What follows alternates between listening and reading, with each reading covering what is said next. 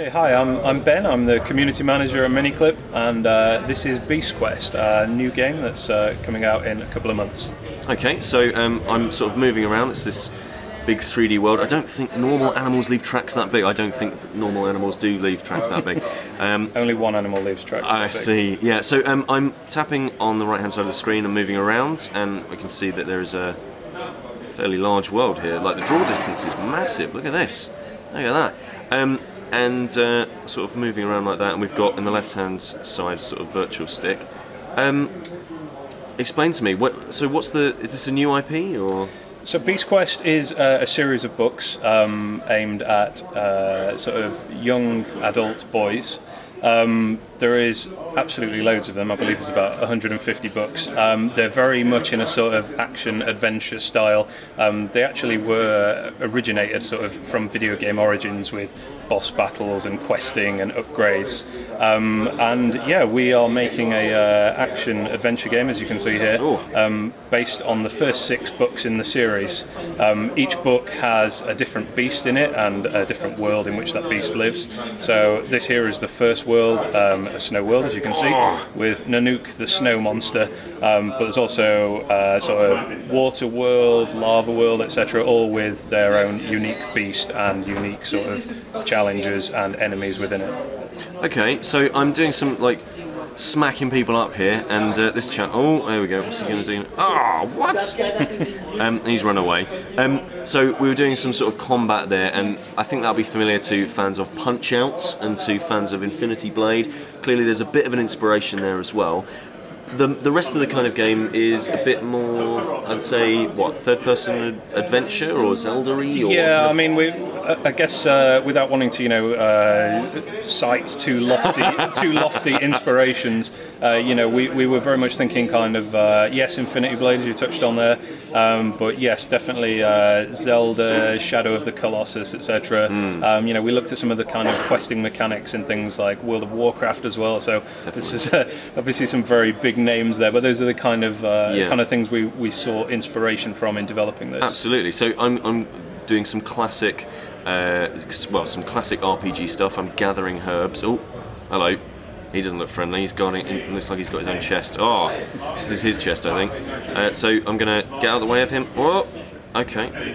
So obviously I'm dashing out of the way as soon as I can see that there's a sort of tell going on, and then swiping away. There's also another hit button. Can I use that? What's this yeah, do? you can tap to attack as well as okay. So as well as swipe. Okay, awesome. So there we are. You can also use a shield block, which is on the left-hand side during combat. Okay. So that's like a finite resource, although if you time it perfectly, you won't lose one of your shield powers. Okay, so I've just grabbed some cash. I'm opening this up, and grabbed some XP as well.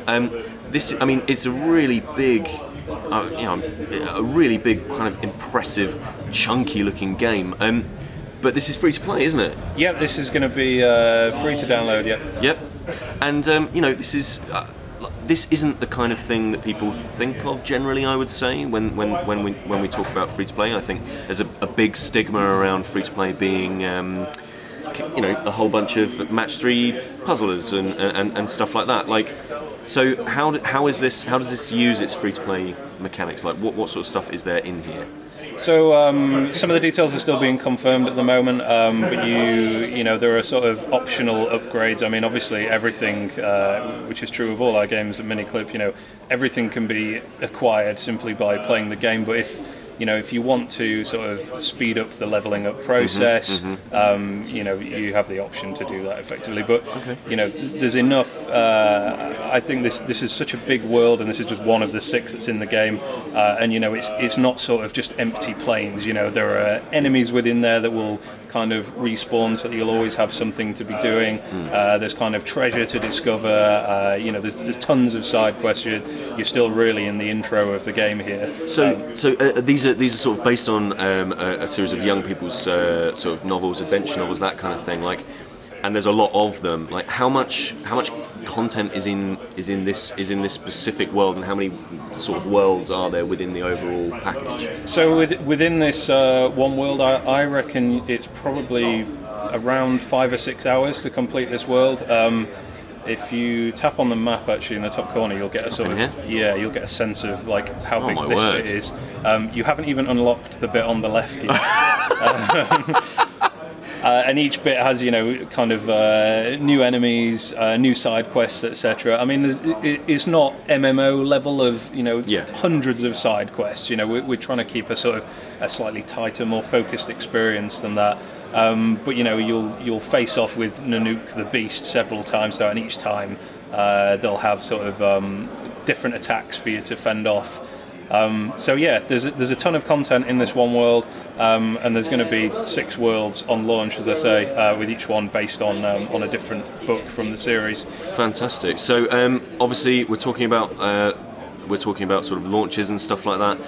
When can people be expected to see this in the App Store? We're currently looking at March, I think. Okay. So yeah, we've got a few things to sort of bit of feedback that we've had that we kind of want to look at, and before we kind of progress towards soft launch. But yeah, I would expect to see it released in March. Fantastic. So finally, what's the name of the game? And yeah, like what? And finally, what is the one super awesome thing in this that this does that no other game does? Okay, so the name of the game is Beast Quest, and I've kind of touched on it already, but I think the thing that's most impressive with this is its size. Basically, it's massive, and there is absolutely loads to do within it. The first time I played this, I just was kind of blown away, and that was a much earlier build than this. Kind of blown away, and also thinking, wow, this is like, I'm going to have to spend my entire weekend just playing this game to get to grips with it. Cool. Well, I'm going to go and fight this wolf, and thanks very much for showing it to us. No, you're very welcome.